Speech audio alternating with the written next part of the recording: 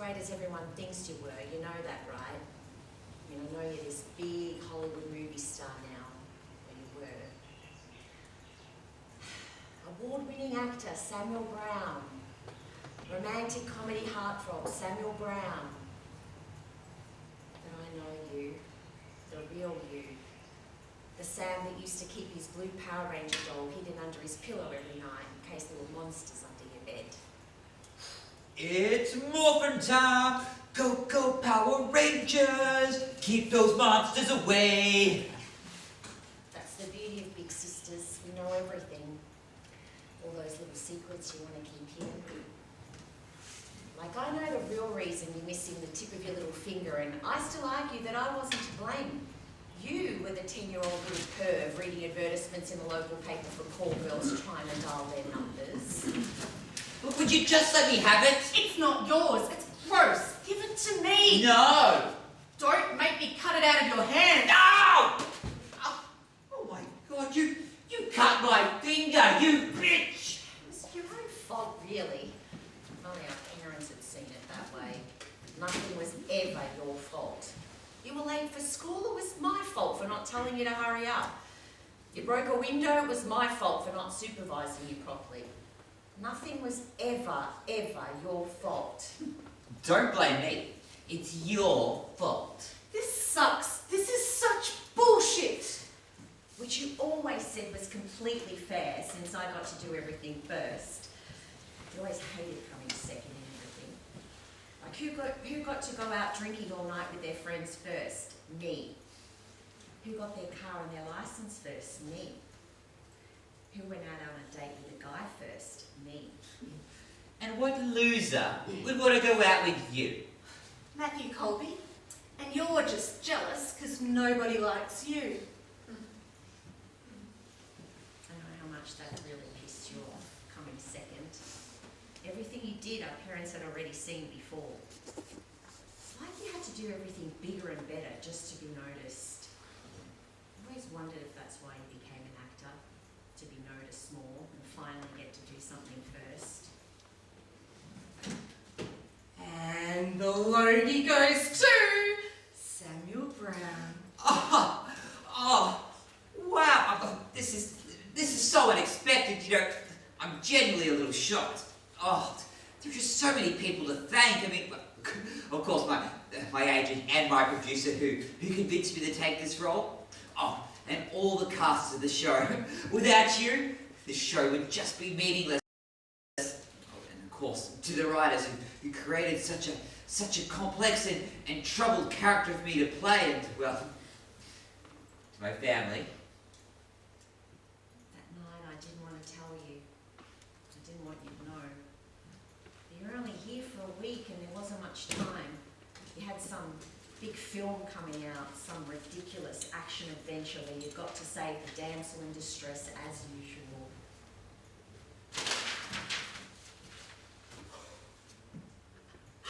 Coming to a cinema near you, Samuel Brown stars in The One He Didn't See Coming. David Smith never knew he was a spy until the day he met her. That's when it all changed. He may have a knife, he may have a gun, but does he have what it takes to save the girl? He was one damsel you couldn't save. When the doctor told me, I think I just laughed. Mainly because I didn't know what else to do. Hear that word, C word, cancer.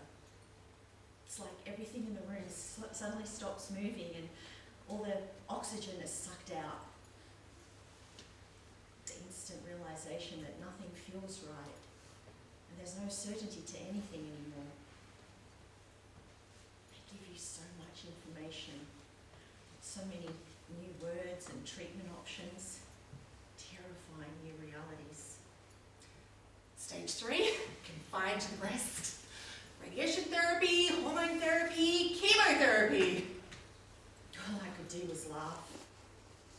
You didn't think it was funny though, when I told you, or that I was considering not doing any treatment.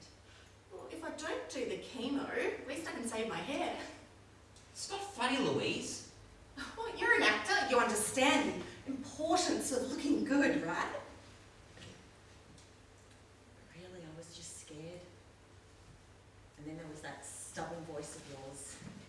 Like hell you're not. Look, you are going to do every treatment option available to you.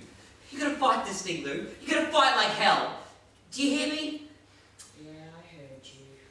I always heard you. Like that time you screamed at me when I hacked into your old email account and sent an email to a girl that I knew you liked, pretending to be you and confessing how much you loved and adored her, only for her to send you an email back, an awful reply saying she had no idea who you were. What the hell is wrong with you? How could you do this to me? You've ruined everything. What? It was just a joke.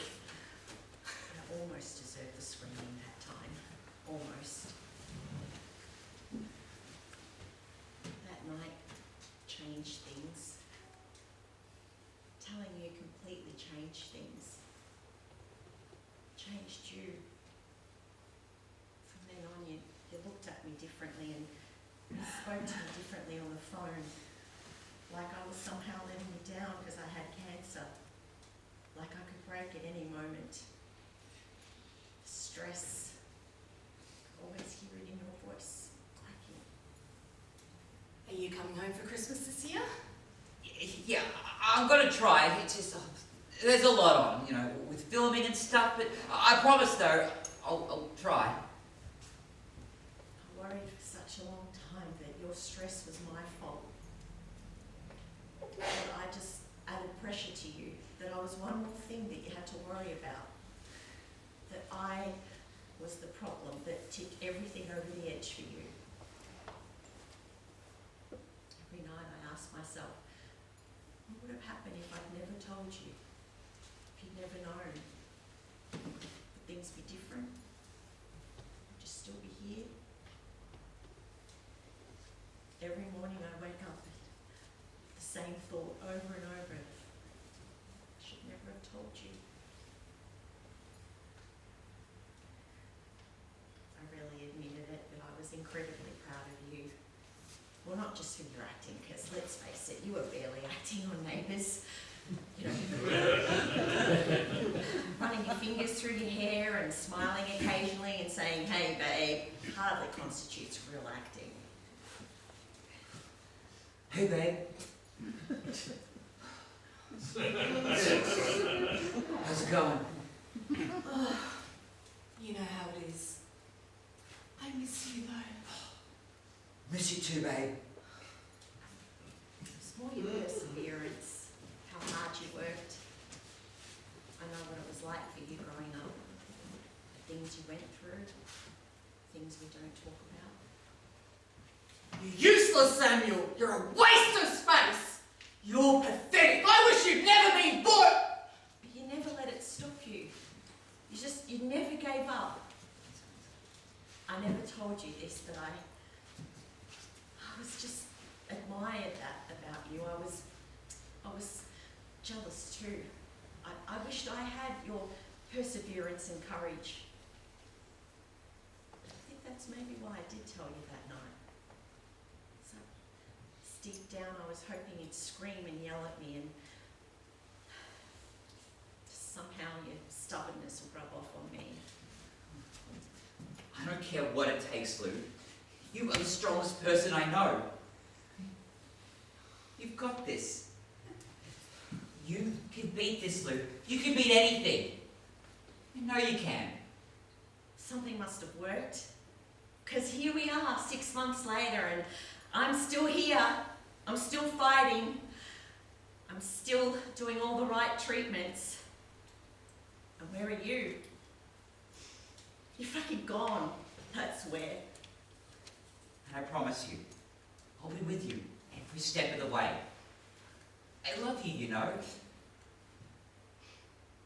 So fucking angry at you. Everything you did, everything we were, it was as if it was for nothing. It didn't save you, and it doesn't help me. I don't want the memories, I just want you. My annoying, irritating, irresponsible little brother.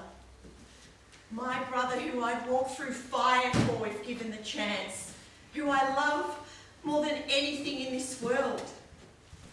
How could you do this to me? How could you leave me here? How fucking dare you? You stood there and you told me I had to fight this cancer with everything I had, that I had to be the fighter. What about you? Where are you? Just a ghost, a memory. How could you let something like this bring you down? A stupid fucking heart attack. A silent myocardial infarction, or a silent heart attack as they called it.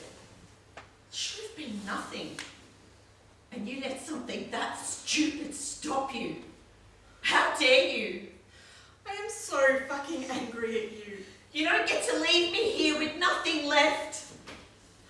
And you don't get to go first. For fuck's sake, you don't get to take that away from me too. The one thing that was mine was that I get to go first. I do everything first. How dare you take that away from me? How dare you leave me here without you to pick up the pieces and deal with this shit? This is so unfair. And it's your fault. Do you hear me?